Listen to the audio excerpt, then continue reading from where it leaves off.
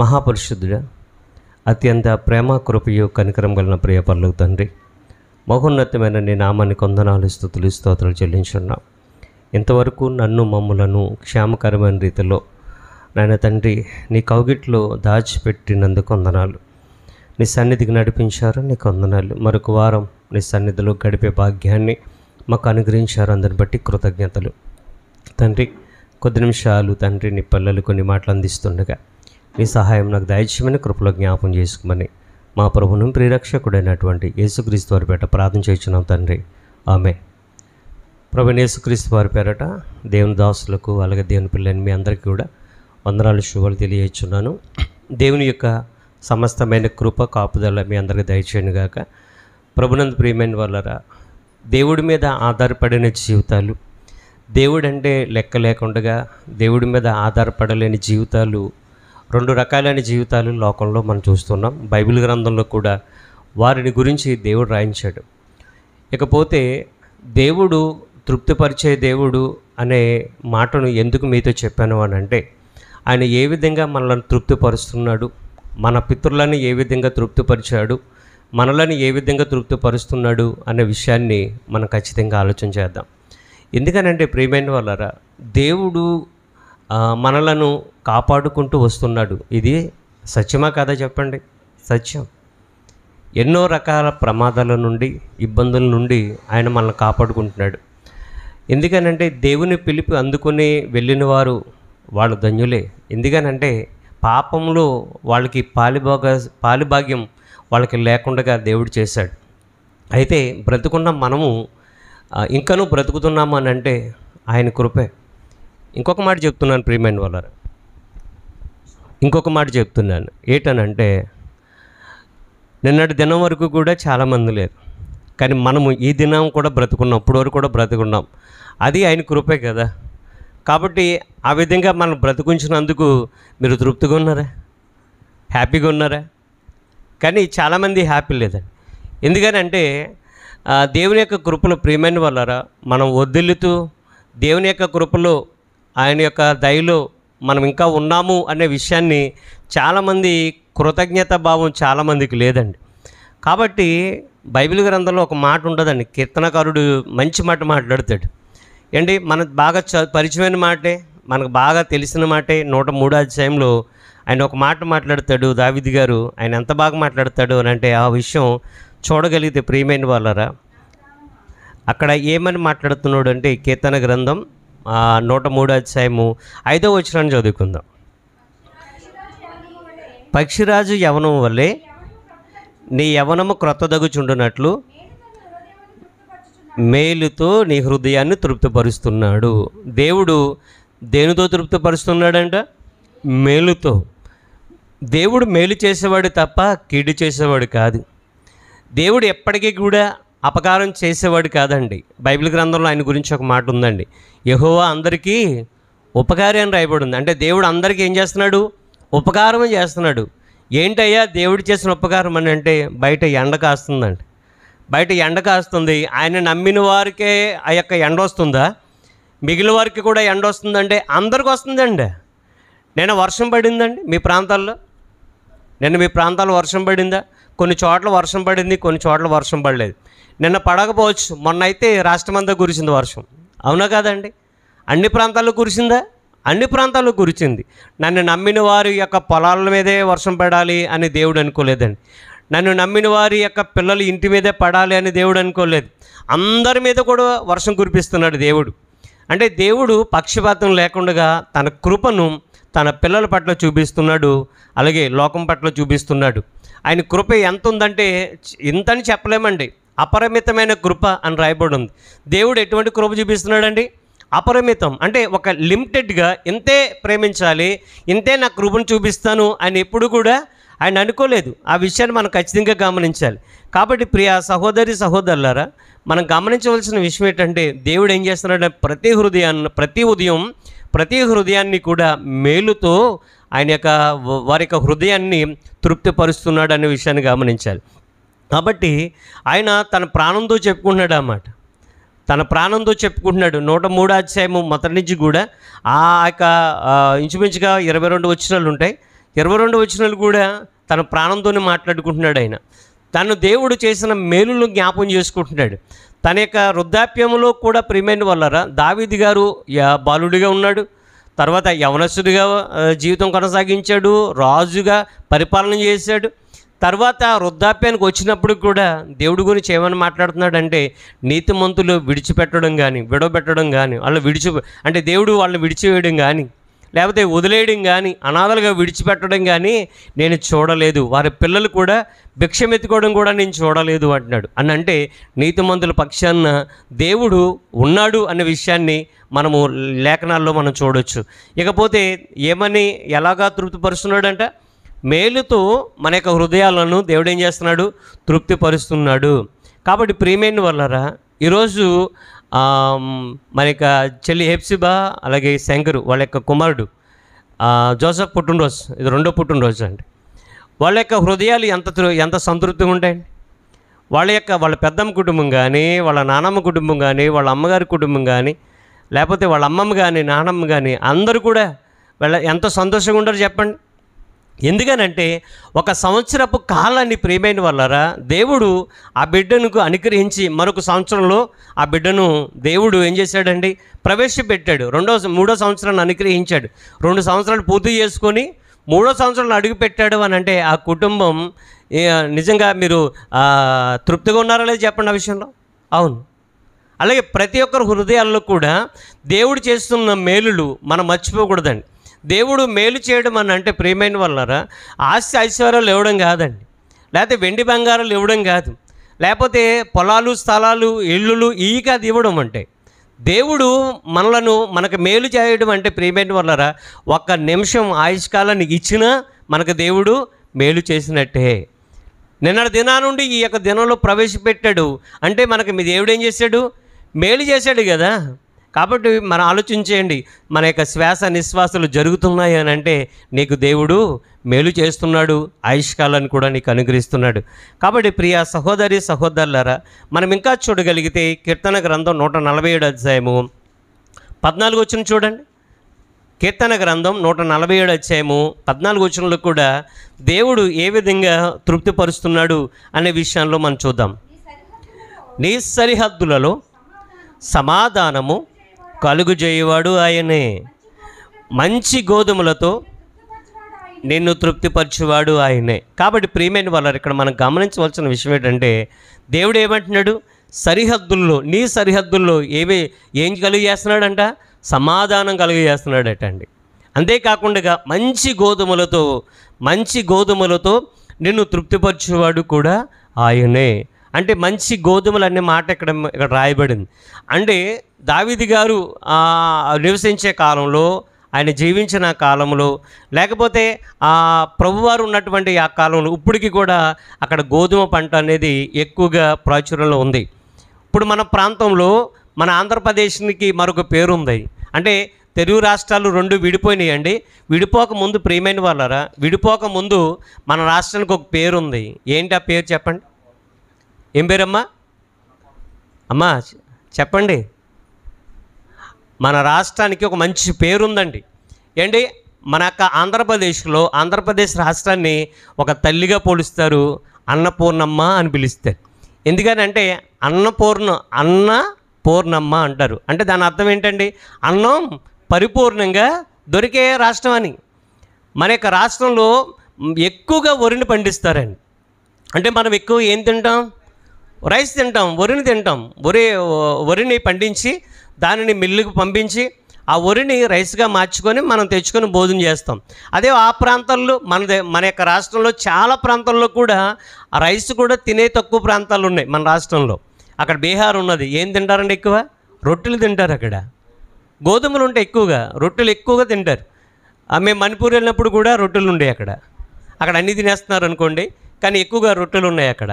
ఏ రొట్టెలు అంటే జొన్న రొట్టెలు, అలాగే గోధుమ రొట్టెలు ఇవి.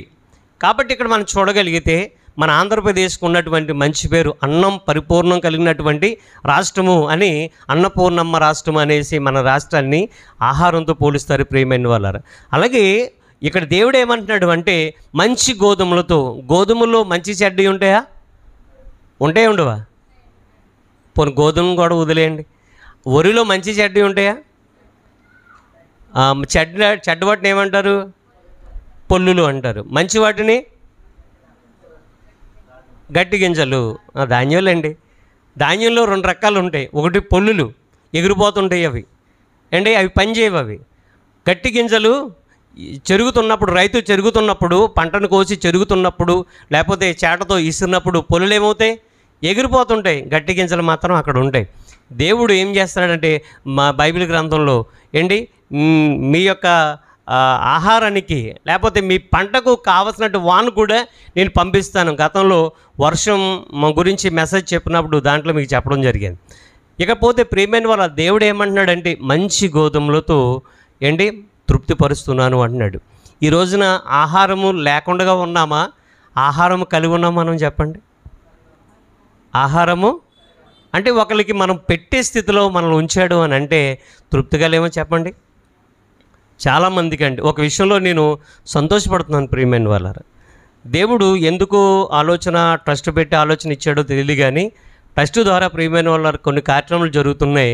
కొంతమంది పెళ్ళిళ్ళ రోజుల సందర్భంగా, అలాగే కొంతమంది పుట్టినరోజుల సందర్భంగా, కొంతమంది పెద్దలు వాళ్ళు కాలం చేసిన జ్ఞాపకార్థాల సందర్భంగా, ఏదో ఒక సందర్భంగా ఒక అనాథ పిల్లలకు, వృద్ధులకు నెలకి కనీసం ఒక 4-5 కార్యక్రమాలు మన ట్రస్ట్ ద్వారా చేయడం జరుగుతుంది. ఒకసారి ఆలోచించండి. ఆగస్టు మాసంలోనో జూలై మాసంలో అనుకుంటా ఇంచుమించు 16 కార్యక్రమాలు చేసామండి. అంటే ఏదో ఒక విధంగా మనం అన్నం పెట్టగలుగుతున్నాము, ఏదో విధంగా కార్యం ద్వారా ఏదో ఒక కార్యక్రమాన్ని పురస్కరించుకొని ఇతరులకి అన్నం పెట్టగలుగుతున్నాము అని అంటే దేవుడు మనలను ఏ విధంగా పోషిస్తున్నాడో, సంరక్షిస్తున్నాడు, కాపాడుకుంటూ వస్తున్నాడు ఒక్కసారి మన మనసు పెట్టి ఆలోచిస్తే దేవుడు మనల్ని నిజంగా తృప్తిపరిచే దేవుడిగా ఉన్నాడు అనే విషయాన్ని గమనించండి. సరిహద్దుల్లో సమాధానం. ఈ రోజున ప్రియమైన వాళ్ళరా కోర్టులో కేసులు చాలా ఉంటాయి, పోలీస్ స్టేషన్లో కేసులు చాలా ఉంటాయి. ఏ కేసులు? సరిహద్దు తగాదాలు. సరిహద్దు తగాదాలు ప్రియమైన వాళ్ళరా కొంతమంది కబ్జా చేసేస్తారండి. కొంతమంది అవతల వాళ్ళు ఉండరు, అవతల స్థలం వాళ్ళు ఉండరండి. వీళ్ళు ఏం చేస్తారంటే సరిహద్దు రాళ్ళను అవతల స్థలంలో కలిపేసుకుంటూ ఉంటారు. ఇది చాలా తప్పు ప్రియమైన వాళ్ళారా. సరిహద్దు రాళ్ళను జరిపేవాడు తన యొక్క సరిహద్దు రాళ్ళను తీసి జరిపేవాడు కూడా శాపగ్రస్తుడు అనేసి దేవుని యొక్క ధర్మశాస్త్రంలో రాయబడి ఉంది.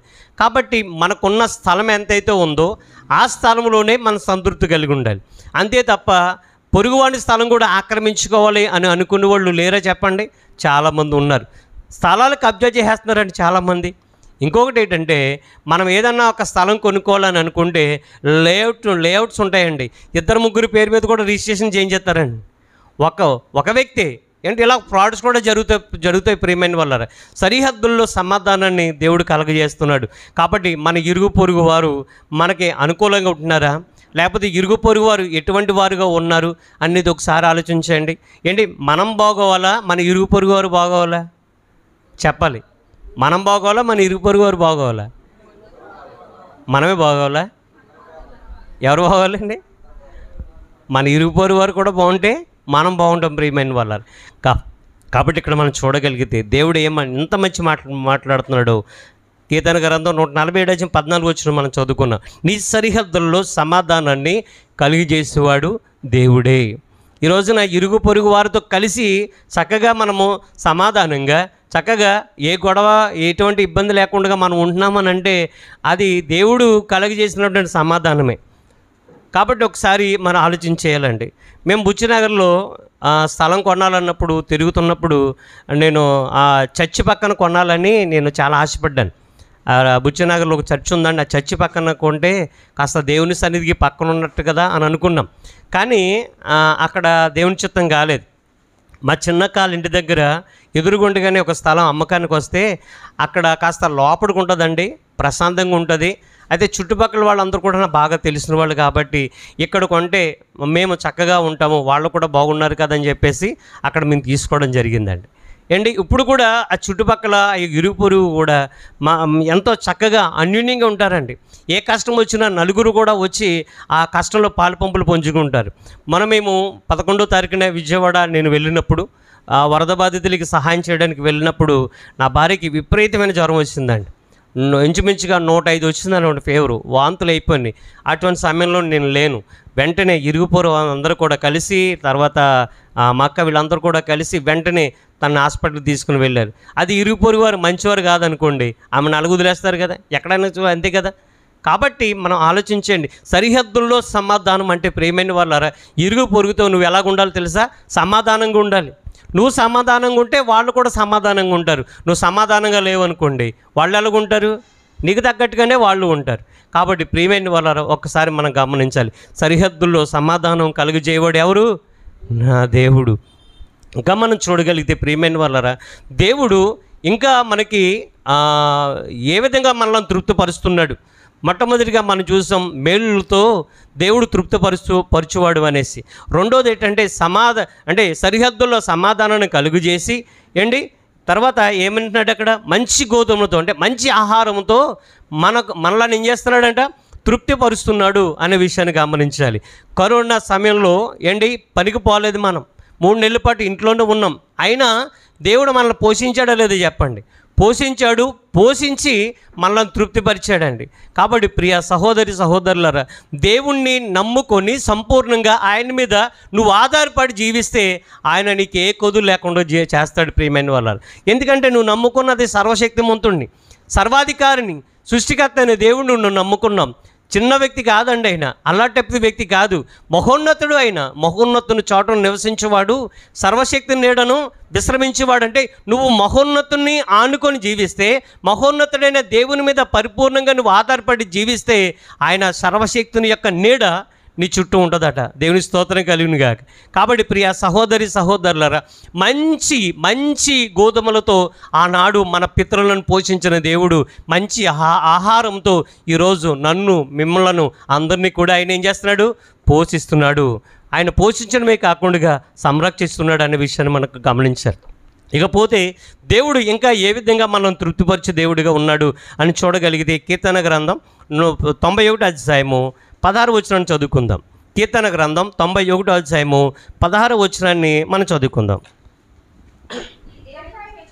దీర్ఘాయు చేత అతన్ని తృప్తిపరిచేదను, నా రక్షణ అతనికి. ఎందుకు మరి ఇక్కడ మనము చూసాం ఈ మాట, దేని చేత తృప్తిపరుస్తాడంట? దీర్ఘాయు చేత తృప్తిపరుస్తాడంట. దీర్ఘాయు చేత తృప్తిపరుస్తాను అంటున్నాడు, నా రక్షణ అతనికి చూపిస్తాను అంటున్నాడు. ఇది ఎలా సాధ్యం? ఇది ఏ విధంగా సాధ్యం అవుతుంది అని అంటే, ఇది ఎవరికి వర్తిస్తుంది అని చూడగలిగితే ప్రియమైన వాళ్ళరా, ఇంకా మనం చూడగలిగితే 14 వచనం చదువుకుందాం. 14 వచనం నుంచి ఎవరికి ఈ యొక్క వచనం వర్తిస్తుంది అని చూడగలిగితే 14, 15 వచనాలు చదువుదాం. ముందు 14 వచనం చదువుకుందాం. చదువు తల్లి. అతడు నన్ను ప్రేమించుచున్నాడు గనుక నేను అతను తప్పించదను, అతడు నా నామం ఎరిగినవాడు గనుక నేను అతను గనపరిచేదని. చాలండి. ఇక్కడ మనం చూడగలిగితే దేవుడు ఏమంటున్నాడంటే, అతడు నన్ను ప్రేమిస్తున్నాడు కాబట్టి నేనేం చేస్తాను? అతన్ని తప్పిస్తాను అంటున్నాడు. నా నామం ఎరిగినవాడు కనుక నేను గనపరుస్తాను అంటున్నాడండి. కాబట్టి ప్రియ సహోదరి సహోదరులారా, చిన్న స్థాయి నుండి ఈ రోజున ఒక గొప్ప స్థాయికి వెళ్ళారు అని అంటే దేవుని నమ్ముకున్న వాళ్ళు చూడండి. చాలామంది సేవకులు ఒక చిన్న పల్లెటూరులో పుట్టి ఈ రోజున పట్టణాల్లో కానివ్వండి, ఎక్కడైనా కానీ ఉన్నతమైన పరిచర్య చేస్తున్నారంటే ఆ యొక్క ఎచ్చుతనం లేకపోతే ఆ యొక్క ఘనత ఎవరిచ్చిందండి? దేవుడిచ్చింది ప్రియమైన వాళ్ళారా. దేవుడు ప్రతి ఒక్కళ్ళు కూడా దేవుడు వాళ్ళను వాళ్ళు ఏ విధంగా అయితే దేవుడిని వాళ్ళు ప్రేమిస్తారో ఆ విధంగా వాళ్ళను ఖచ్చితంగా హెచ్చిస్తాడు, ఆ విధంగా వాళ్ళను గనపరుస్తాడు అనే విషయాన్ని గమనించండి. కాబట్టి ప్రియమైన వాళ్ళారా, అతడు నన్ను ప్రేమిస్తున్నాడు కాబట్టి అంటే దేవుడు మనల్ని ప్రేమిస్తున్నాడు, ఇది సత్యం. దేవుడు మనల్ని ఏం చేస్తున్నాడండి? ప్రేమిస్తున్నాడు. ప్రేమించడమే మొదలుపెట్టింది ఆయన. అసలు ఆ ప్రేమకు నిర్వచనమే ఆయన. దేవుడు ప్రేమ స్వరూపి అని రాయబడి ఉంది ప్రియమైన వాళ్ళారా. అసలు ప్రేమ అనే పదం ఆయనలోంచి పుట్టిందనే విషయాన్ని మనం గమనించాలి. ఈనాడు మనల్ని ప్రేమిస్తామండి, అవసరం ఉంటే ఒకలాగా, అవసరం లేకపోతే ఒకలాగా ప్రేమిస్తాం. పెద్దలు అంటారు కదా, అవసరమైతే చేతులు, అవసరం తీరిన తర్వాత అంటే కాళ్ళు పట్టుకుంటారు అన్నట్టు. అంటే అవసరం తీరే వరకు ఒకలాగా ఉంటాడు, బతిమలేస్తారండి. మీరైనా చూడండి, అప్పు ఇచ్చిన వాళ్ళ యొక్క పరిస్థితి ఒకసారి అడగండి, ఒకసారి అప్పు ఇచ్చి చూడండి. ఏంటి అప్పు ఇచ్చి చూడండి ప్రియమైన వాళ్ళరా. అప్పు ఇచ్చే వరకు కూడా, అంటే నాకు కూడా అప్పులు ఉన్నాయి చెప్తున్నానండి, నాకు కూడా అప్పులు ఉన్నాయి, అందరికి కూడా అప్పులు ఉన్నాయి. కాబట్టి ఒక మాట చెప్తున్నానండి, అప్పు అడుగుతారండి, అప్పు తీసుకునే వరకు కూడా 100 సార్లు ఫోన్ చేస్తారు కదమ్మా, 100 సార్లు ఫోన్ చేస్తారు. అప్పు తీసుకున్న తర్వాత ఒక్కసారి కూడా ఫోన్ ఎత్తారండి. Not reachable, out of coverage area. మీరు కాల్ చేస్తున్న సాఫ్ట్వేర్ ప్రస్తుతానికి మాకు అందుబాటులో, మా సిగ్నల్ అంటే వాళ్ళ నెట్వర్క్ పరిధిలో లేడని అనే మాట కూడా వినబడుతుందండి. కాబట్టి ప్రియమైన వాళ్ళరా ఆలోచించేయండి.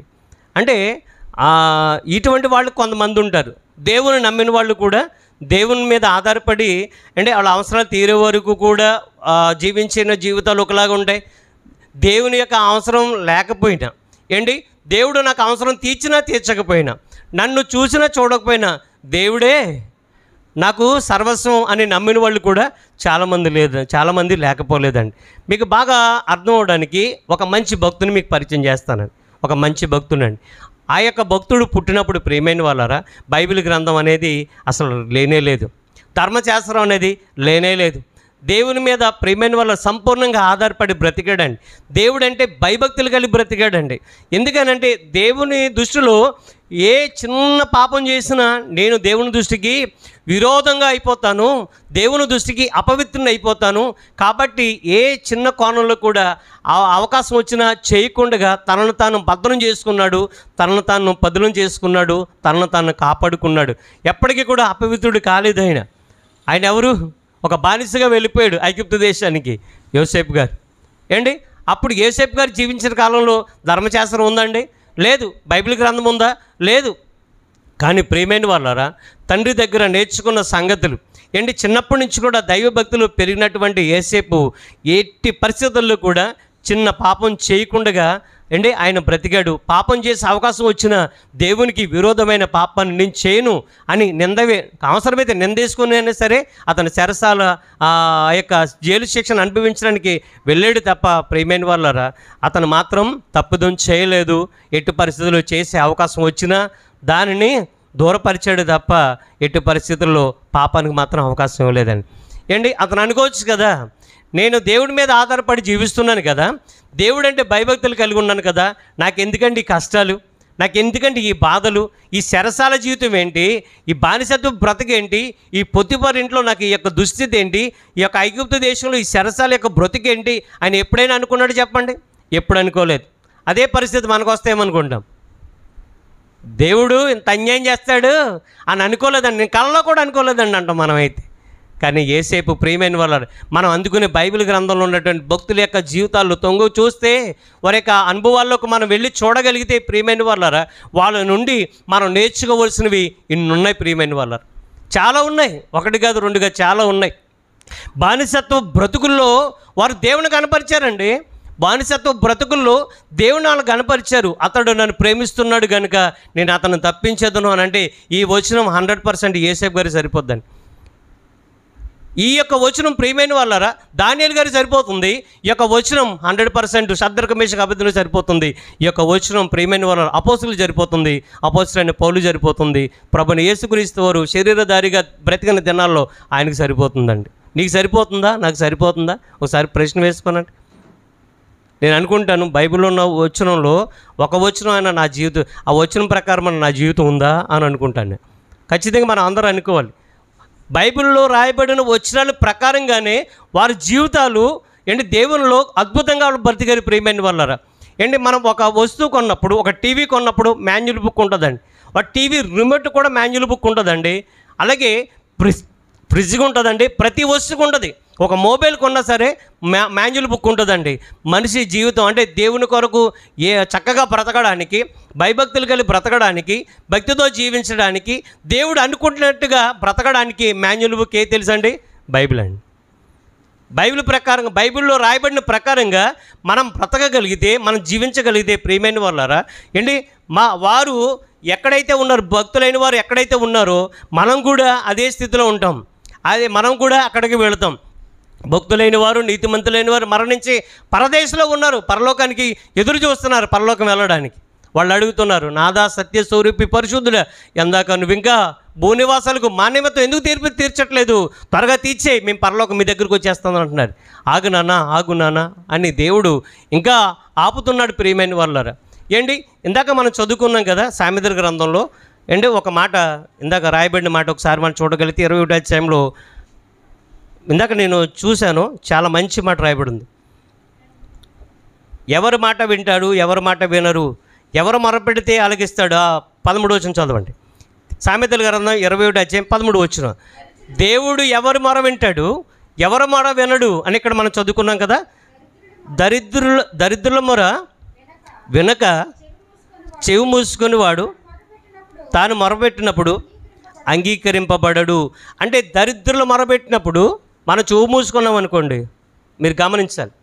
దరిద్రుడు వచ్చి నీ దగ్గర ఏదైనా అడిగాడు అనుకో, లేకపోతే ఒక దరిద్రుడు వచ్చి మీ దగ్గర ఏదైనా ఆశించడం కానీ లేకపోతే యాచించడం కానీ చేశాడు అనుకోండి, మనం పక్కన పెట్టామనుకోండి, మనం పక్కన పెడితే దేవుడు కూడా మనకి కూడా కష్ట సమయం వచ్చినప్పుడు దేవుడు ఏం చేస్తాడు, నువ్వు వాళ్ళకి పెట్టావు కదా. అసలు ఇంకోటి అండి చెప్తున్నానండి, అలుపులైన వారి విషయంలో, దరిద్రుల విషయంలో, బీదవారి విషయంలో అసలు మనం జాలి పడకుండా ఉన్నామనుకోండి, దేవుడు అసలు సహించడు తెలుసా అండి. దేవుడు సహించడు. బీదలను ఎక్కిరించేవాడు ఎవరిని ఎక్కిరించినట్టంటే ఎవరిని నిందించిన వాడితో సమానమట, సృష్టికర్త అయిన దేవుని నిందించిన వాడితో సమానమట అండి. కాబట్టి గమనించాలి, బీదలను ఎక్కిరిస్తే కోపం ఎవరికి వస్తుందో తెలుసండి, పరలోకమందున్న దేవునికి కోపం వస్తుందంట. ఎక్కడ బీదలను ఎక్కిరిస్తే అక్కడికి ఆయన కోపం వస్తుంది. ఏంటంటే బీదల పక్షాన, దరిద్రుల పక్షాన, అభాగ్యుల పక్షాన, అల్పులైన వారి పక్షాన సృష్టికర్త అయిన దేవుడు ఉన్నాడు అనే విషయాన్ని ఇక్కడ మనం చూడగలుగుతున్నాం. ప్రియమైన వాళ్ళారా, బీదలను ఎక్కిరిస్తే, అభాగ్యులను అంటే మనకంటే తక్కువ స్థితిలో ఉన్నవారిని మన హేళనకు చూస్తే ప్రియమైన వాళ్ళారా సహించడు, దేవుడు సహించడు అనే విషయాన్ని మనం గమనించాలి.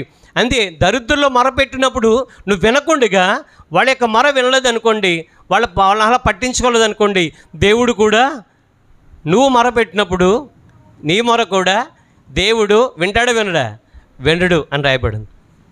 ఒక మనిషి, సాటి మనిషిని యొక్క మొరను వినలేనప్పుడు ఏంటి, నువ్వు నీతిమంతుడు కావచ్చు, వాక్య ప్రకారంగా జీవించవచ్చు, ఆ చిన్న విషయంలో మనం తప్పు చేసినప్పుడు దేవుడు ఆ విషయంలో నీ మొర వినడు. ఒకసారి ఆలోచించేయండి.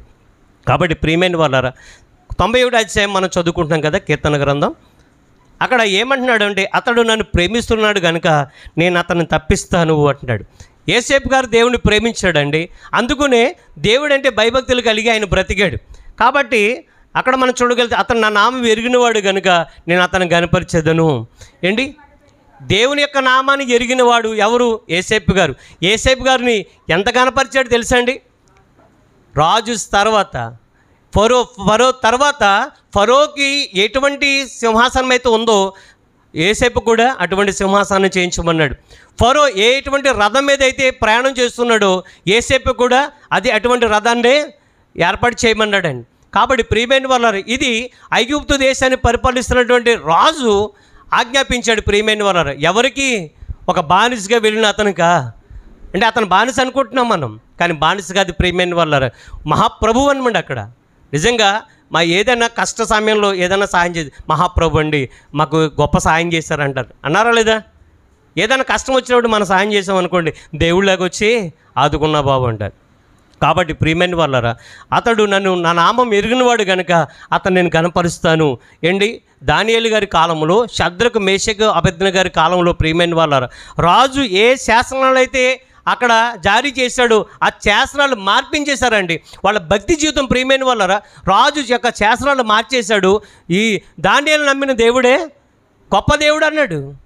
అంతకన్నా గొప్ప భాగ్యం చెప్పండి, దానియేలు నమ్మిన దేవుడే జీవం గల దేవుడు అన్నాడు. కాబట్టి ప్రియ సహోదరులారా, అతడు నా నామం ఎరిగినవాడు కనుక నేను అతన్ని గనపరుస్తాను అంటున్నాడు. అతడు నాకు మొర్రపెట్టగా నేను అతనికి ఏమిస్తాడంట, ఉత్తరం ఇస్తాను అంటున్నాడు. తర్వాత శ్రమలో నేను అతనికి తోడయ్యుందును, అతను విడిపించి గొప్ప చేస్తానంటున్నాడు అండి. ఏంటి, ఒక్కసారి మీరు ఆలోచించండి ప్రియమైన వాళ్ళారు. యేసేపు లాంటి ఐగుప్తులో అటువంటి సింహాసనం నీకు రాకపోవచ్చు. ఏంటి, అటువంటి ప్రధాన తత్వం నీకు రాకపోవచ్చు. కానీ ప్రియమైన వాళ్ళారా, నువ్వు దేవుణ్ణి ప్రేమించగలిగితే, దేవుణ్ణి నువ్వు గణపరచగలిగితే, దేవుని నామాన్ని ఎరిగి నువ్వు బ్రతకగలిగితే, పరలోకంలో తండ్రి పక్కన సింహాసనాన్ని దేవుడు ఏం చేస్తున్నాడు? మన కోసం సిద్ధపరుస్తున్నాడు. ప్రియమైన వాళ్ళారా, ఆలోచించండి. తండ్రితో సమానంగా కూర్చునే భాగ్యాన్ని కూడా ఈ లోకంలో నువ్వు బ్రతికితే నీకు అక్కడ సింహాసనాన్ని దేవుడు ఏర్పాటు చేస్తున్నాడు. భూలోక సంబంధమైన సింహాసనాన్ని, అధికారాన్ని దేవునికి ఇస్తాననట్లేదు. దేవుడు ఈ లోకంలో కూడా నేను కనపరుస్తాడు, కాదనట్లేదు. ఏంటి, మనల్ని కనపరచలేదా? మనల్ని కనపరచలేదా? దేవుడు కనపరిచాడా లేదా? కనపరిచాడు ఖచ్చితంగా. ఏంటి, నాకు మొన్న ఎవరంటే కాకినాడ పక్కన నడకుదురులో మీటింగ్స్ ఉన్నాయి, 16, 17, 18. దాంట్లో ఆ యొక్క సభల్లో నేను వాక్యం చెప్పడానికి వెళ్తుంటే ఆ పాస్టర్ గారు నేను పాంప్లెంట్ పంపించాడు. నాకు పంపిస్తే డాక్టర్ డి శ్రీని గారు అని వేశారండి. నాకు డాక్టరేట్ వచ్చిందని సంగతి మర్చిపోయారండి. ఒకసారి గుర్తుండట్లేదు, ఎవరైనా జ్ఞాపకం చేస్తాను తప్ప. అప్పుడు అండి ఇదేంటండి అంటే, బ్రదర్ అని అయిపోయారండి. అంటే మీకు డాక్టరేట్ వచ్చింది కదండి, మీకు అలాగే పిలవాలండి, అలాగే పిలిస్తేనే మీకు గౌరవం అండి అని అంటున్నాడు. కాబట్టి ప్రియమైన వాళ్ళరా, అంటే ఆ స్థాయిలో దేవుడు నిలబెట్టాడు అని అంటే ప్రియమైన వాళ్ళరా, దేవుడు కనపరిచినట్టు కదా చెప్పండి. కనపరిచాడా లేదంటే కనపరిచాడు. ప్రియమైన వాళ్ళరా, అంతకంటే గొప్ప భాగ్యం చెప్పండి. నేను గొప్ప చెప్పట్లేదు, కానీ నా ఘనతను మీ ముందు అలాగే లోకం ఎదుట దేవుడు నన్ను కనపరిచాడని సగర్వంగా నా తండ్రి గురించి నన్ను కనపరిచిన రీతిని నేను తెలియజేస్తున్నాను. అంతకన్నా వేరేది కాదు. శ్రమలో నేను అతనికి తోడై ఉంటాను, అతన్ని విడిపించి అతన్ని గొప్ప చేస్తాను. అంతేకాదు దీర్ఘాయువు చేత అతన్ని తృప్తిపరుస్తాను. అంటే నువ్వు తండ్రిని ప్రేమించాలి, నువ్వు దేవుణ్ణి ప్రేమించాలి, నీ కోసం ప్రాణం పెట్టినటువంటి నీ ప్రభుని ప్రేమించాలి. ప్రభుని ప్రేమించలేని మనసు ఒక మనసేనా? ప్రభుని ప్రేమించలేని వాళ్ళు నిజంగా వాళ్ళు దేవుని పిల్లలేని అంటారు. ఒకసారి ఆలోచించండి. నిజంగా మనం దేవుణ్ణి ప్రేమిస్తున్నాము అని అంటే, ప్రభుని ప్రేమిస్తున్నాము అని అంటే దాని అర్థం ఏంటి తెలుసండి?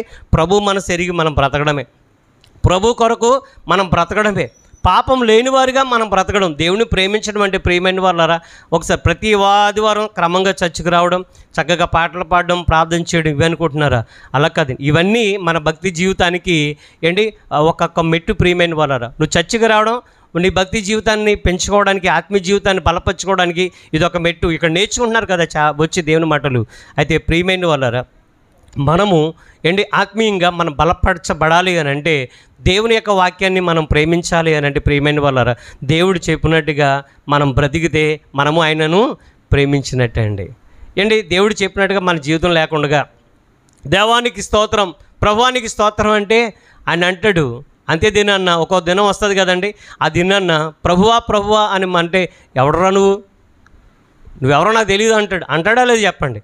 వాక్య ప్రకారంగా జీవించకుండా దేవుడు చెప్పినట్టుగా మన జీవితంలో మనకి ఇచ్చిన ఆయుష్కాలంలో మనం బ్రతకకుండా ప్రియమైన వాళ్ళారు ప్రభు అంటే నువ్వెవరో నాకు తెలియదు అంటాడండి. ప్రభు అని పిలిచాను కాదు ప్రభు అంటే పిలుస్తావు, కానీ ఏమని చూస్తాడండి? పెదాల మీద పలికే పదాలు చూస్తాడా?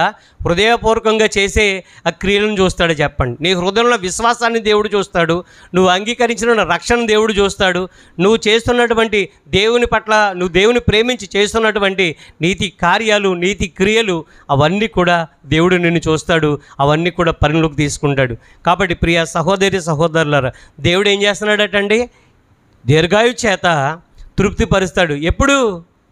నువ్వు దేవుని ప్రేమించినప్పుడు, ఎప్పుడు ఆయన నామాన్ని నువ్వు గణపరిచిన, ఆయన నామాన్ని ఎరిగి నువ్వు జీవించినప్పుడు. ప్రియమైన వాళ్ళారా, 3 విషయాలు మనం చూసాం. దేవుడు మేలుతో తృప్తిపరిచే దేవుడిగా ఉన్నాడు. రెండవదిగా మన సమాధానాన్ని కలుగజేసేవాడు. సరిహద్దుల్లో సమాధానం కలిగజేయడమే కాకుండా మంచి గోధుమలతో అంటే మంచి ఆహారాన్ని మీకు అనుగ్రహించి మిమ్మలను తృప్తిపరిచేవాడు. నువ్వు దేవుణ్ణి ప్రేమించడం కావాలి. ఆయన మనల్ని ప్రేమించడం కాదండి, మనము ఆయన ఎవరో తెలియనప్పుడు కూడా మనల్ని ప్రేమించాడు. అవునా కాదండి? దేవుడు మనల్ని ఎప్పటి నుంచి ప్రేమించడం మొదలుపెట్టాడు తెలుసా అండి? నువ్వు పుట్టినప్పటి నుంచి కూడా మనల్ని ప్రేమించడం మొదలుపెట్టాడు. మనం ఎన్ని విరోధమైన కార్యక్రమాలు చేసాం దేవునికి.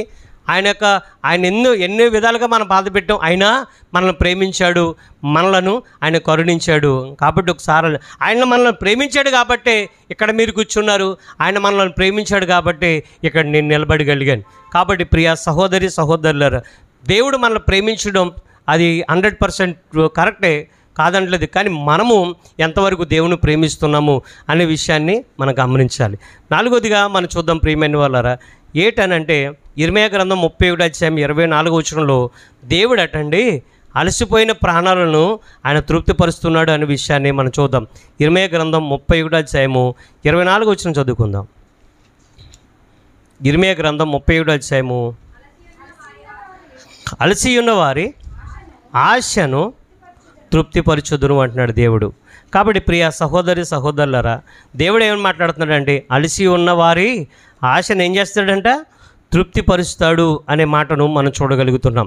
కాబట్టి ప్రియ సహోదరి సహోదరులారా, దేవుడు ఎంత మంచి మాటను మనకి తెలియజేశాడు ఒకసారి ఆలోచించండి. ఇకపోతే 23వ వచనం కూడా చదవండి. 23వ వచనం కూడా, ఇశ్రాయేలు దేవుడును సైన్యములకు అధిపతి యెహోవా ఇలాగ సెలవిచ్చుచున్నాడు, చెరలో నుండి నేను వారిని తిరిగి రప్పించిన తరువాత యూదా దేశములోను దాని పట్టణములలోను జనులు నీతిక్షేత్రమా, ప్రతిష్ఠిత పర్వతమా, యెహోవా నిన్ను ఆశీర్వదించునుగాక అను మాట ఇంకను వాడుకొందురు. కాబట్టి ప్రియ సహోదరి సహోదరుల, తర్వాత ఏమంటున్నాడంటే అలసి ఉన్న ఆశను, అలసి ఉన్న వారి యొక్క ఆశను దేవుడు ఏం చేస్తాడంట, తృప్తిపరుస్తాడట. మన పితరులు ప్రియమైన వాళ్ళారా, వాళ్ళు ఒకసారి మనం చూడగలిగితే మన పితరులు బానిసత్వ బ్రతుకుల్లోకి వాళ్ళు వెళ్ళిపోయారు. మన పితరులు ఏం చేశారండి, బానిసత్వ బ్రతుకుల్లోకి వాళ్ళు వెళ్ళిపోయారు. ఐగుప్తు దేశంలో ప్రియమైన వాళ్ళారా 430 సంవత్సరాలు బానిసలుగా బ్రతికారు. తర్వాత దేవుడు ఏం చేశాడు, మోషేను ఏర్పాటు చేసుకొని, ఒక నాయకుడిగా ఏర్పాటు చేసుకొని దేవుడు ఏం చేశాడు అంటే వాళ్ళని విడిపించాడు. తర్వాత వాళ్ళు వాగ్దాన దేశానికి వెళ్ళారు. వెళ్ళిన తర్వాత న్యాయాధిపతుల కాలం వచ్చింది. యెహోషువ తర్వాత న్యాయాధిపతుల కాలం వచ్చింది. న్యాయాధిపతుల కాలంలో కొంతకాలం దేవుళ్ళు ఉండేవారు, మరలా ఎక్కడికి వెళ్ళిపోయేవారండి, లోకం వైపు వెళ్ళిపోయేవారు. దేవుడు మళ్ళీ బాధపడేవాడు, వాళ్ళ విషయంలో దేవుడు బాధపడేవాడు అండి. బాధపడి ప్రియమైన వాళ్ళరా, మరలా వాళ్ళ విషయంలో బాధపడినప్పుడు వాళ్ళు అన్ని రాజుల చేతులకి అప్పగించిన తర్వాత వాళ్ళు ఏం చేసేవారంటే ప్రియమైన వాళ్ళరా, హింసలు పెట్టేవారు, బాధలు పెట్టేవారండి. మీకు యాయేలు గురించి ఒకసారి నేను చెప్పడం జరిగింది. ఇక యాయేలు దెబోరా ప్రవక్తిగా ఉన్న కాలంలో సిసెరా అనే ఒక సైన్యాధిపతి 20 సంవత్సరాలండి ఇశ్రాయేల్ ప్రజలను చాలా కఠిన బాధలు పెట్టాడండి. ఒకటి కాదు, రెండు కాదు, చాలా కఠిన బాధలు పెట్టాడు. అయితే ప్రియమైన వాళ్ళు అలాగా ఎన్ని కఠిన బాధలు అయితే ఎంతమంది చేత అయితే వాళ్ళు కఠిన బాధలు పడ్డారో మరలా దేవునికి మొరపెట్టుకునేవారు. దేవుడు ఎవరొక రక్షకుడిని వాళ్ళకి పంపించేవారు, అలాగే ఇడిపించేవారు అండి. అలాగా ప్రియ సహోదరి సహోదరుల, అలాగా దేవుని కొరకు నీతిగా బ్రతికిన వాళ్ళు ఆ యొక్క బానిసత్వ బ్రతుకులో చాలామంది ఉన్నారు. దేవుని దూషించిన వాళ్ళు ఉన్నారు, దేవుని మీద విసుకున్న వాళ్ళు ఉన్నారు, సనుక్కున్న వాళ్ళు ఉన్నారు. కానీ ప్రియమైన వాళ్ళరా, ఆ యొక్క బానిసత్వ బ్రతుకులు అలిసి సొలసిన ప్రాణాలు కూడా చాలా ఉన్నాయండి. అటువంటి వారి విషయంలో దేవుడు మాట్లాడుతున్నాడు. ఏమంటున్నాడంటే అలసి ఉన్న వారి ఆశను నేనేం చేస్తాను, తృప్తిపరుస్తాను. ఇంకా ఏంటి, బానిసత్వ బ్రతుకులు, ఐగుప్తు దేశంలో బానిసత్వ బ్రతుకులు మా పితరులను విడిపించాడు. మరలా మేము ఫిలిష్తీయుల కిందకి వెళ్ళిపోవడం ఏంటి, లేకపోతే అమాలేకుల కింద వెళ్ళిపోవడం ఏంటి, వాళ్ళు మనల్ని పరిపాలన చేయడం ఏంటి, అన్ని రాజులు మమ్మల్ని పరిపాలన చేయడం ఏంటి అని ప్రియమైన వాళ్ళరా అలాగా బాధపడుతూ దేవుని మీద ఆశ పెట్టుకున్న వాళ్ళు ఏనాటికైనా సరే దేవుడు మమ్మలను ఏనాటికైనా విడుదల చేస్తాడు అనే ఆశతో ఎదురు చూసిన వారు చాలామంది ఉన్నారు. అటువంటి వారి యొక్క ఆశను దేవుడు ఏం చేస్తాడంట, తృప్తిపరుస్తాడంట. ఒకసారి ఆలోచించండి. చాలా కాలం ప్రియమైన వాళ్ళరా ప్రార్థన చేస్తున్నప్పుడు మనకి సమాధానం రాదు, సమాధానాలు రావు చాలా కాలం వరకు. ప్రార్థన చేస్తూనే ఉంటాము కానీ ప్రియమైన వాళ్ళరా సమాధానాలు రావు. కానీ ఏదో ఒక రోజున సమాధానం వచ్చినప్పుడు అప్పుడు ఏమనుకుంటాం, మనం అమ్మయ్యా అంటాం, అమ్మయ్యా అని అనుకుంటాం. ఆ సంతోషాన్ని ఎవరిచ్చాడు, ఆ తృప్తిని ఎవరిచ్చాడు, దేవుడు. ప్రియమైన వాళ్ళ ఒకసారి ఆలోచించండి. ఒకవేళ దేవుని మీద ఆశ పెట్టుకొని ఒకవేళ అలసిపోయావా, మీరు అలసిపోయినప్పుడు ప్రియమైన వాళ్ళరా నీ యొక్క ఆశను దేవుడు భంగం చేయడు. నీ యొక్క ఆశను ఏం చేస్తాడు, దేవుడు తీర్చేవాడిగా ఉన్నాడు. కాబట్టి ప్రియ సహోదరి సహోదరులు గమనించండి. అలే కాకుండా కరువు దినంలో కూడా ప్రియమైన వాళ్ళరా మనల్ని తృప్తిపరచు దేవుడు అనే విషయాన్ని కీర్తన గ్రంథం 37:19 రాయబడింది. ఒక వచనం చూపించి నేను ముగిస్తాను. యోవేలు గ్రంథం 2:25 చూడండి. యోవేలు గ్రంథం 2:25 మనం ముగింపుగా మనము చూసుకొని మనం ముగించుకుందాం. యోవేలు గ్రంథం 2:25 చదువుకుందాం. దేవుడు ఏమని మాట్లాడుతున్నాడు? 25 మీరు కడుపారా తిని తృప్తి పొంది మీ కొరకు వింత కార్యములను జరిగించిన మీ దేవుడైన యెహోవా నామమును స్తుతించున్నట్లు నేను పంపిన మిడతలను, గొంగలి పురుగులను, పసర పురుగులను, చీడ పురుగులను అను నా మహాసైన్యము తినివేసిన సంవత్సరముల పంటను మీకు మరలా ఇస్తాను అంటున్నాడండి.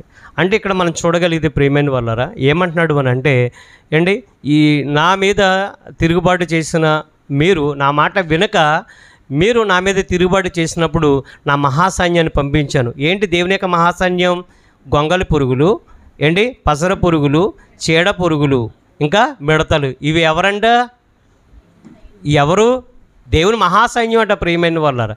ఏంటి గతంలో దేవుని పని చేసినటువంటి వారి గురించి, దేవుని పనికి ఉపయోగపడిన వారి గురించి మాట్లాడుతూ ఐగుప్తు దేశంలో పేలు గురించి మీకు చెప్పడం జరిగింది. తర్వాత కప్పల గురించి చెప్పడం జరిగిందండి. ఇలాగా అంటే అన్నీ కూడా దేవుని పనిలో ఉపయోగపడుతున్నాయి. దేవుడు చెప్పిన ప్రతి పని చేస్తున్నాయండి. సకల జీవరాశులు కూడా దేవుడి పని చెప్పినట్టుగా చేస్తున్నాయి. ఏమన్నారంటే, ఇప్పుడు నా వైపు మీరు తిరిగితే దేవుడు ఏమంటాడు? మీరు కడుపారా తిని తృప్తి పొందిన తరువాత మీ కొరకు ఏంటి వింత కార్యములు జరిగించాను కదండి. ఐగుప్తు దేశంలో వింత కార్యం జరిగించలేదా? జరిగించాడు దేవుడు. అద్భుతాలు, మహాద్భుతాలు చేశాడండి. ఏమంటున్నాడు అని అంటే, ఇక నా జనులైన మీకోసం ఇదివరకు నా యొక్క మహాసైన్యాన్ని పంపించి పంటను తినివేసినటువంటి ఆ పంటను కూడా దేవుడు ఏం చేస్తాడంట? తిరిగి మరలా మీకు ఇస్తాననేసి యోవేలు కాలంలో దేవుడు చెప్తున్నాడు. కాబట్టి ప్రియమైన వాళ్ళారా, నువ్వు పోగొట్టుకున్నటువంటి దేవుని యొక్క ఆశీర్వాదాలు, నువ్వు పోగొట్టుకున్నటువంటి దేవుని యొక్క దీవెనలు మరలా నువ్వు పొందుకోవాలని అంటే దేవుని పాద సన్నిధికి నువ్వు రావాలి. ప్రియమైన వాళ్ళారా, మనకు దీవెనైన ఆశీర్వాదమైన పరలోకమే. ఈ విషయాన్ని మాత్రం ఖచ్చితంగా గమనించాలి. అందుకని అంటున్నాడు 26 నా జనులు ఇక ఎన్నటికీ కూడా సిగ్గునొందరు అనే మాటను కూడా మనం చూస్తున్నాం. దేవుడు మనల్ని సిగ్గుపరిచేవాడు కాదు ప్రియమైన వాళ్ళారా. కాబట్టి ఆలోచన చేయండి. దేవుడు ఇప్పటి వరకు కూడా మేలుతో తృప్తిపరిచే దేవుడు అని చూసాము. సమాధానం కలుగజేసి, అలాగే మన సరిహద్దులో సమాధానం కలిగజేసి మంచి ఆహారాన్ని ఇచ్చి మనం తృప్తిపరిచే దేవుడు అని చూసాము. దేవుని ప్రేమిస్తే దీర్ఘాయు చేత తృప్తిపరుస్తాడని చూసాము. అలసి ఉన్న వారి యొక్క ఆశను కూడా దేవుడు తృప్తిపరుస్తాడని చూసాము.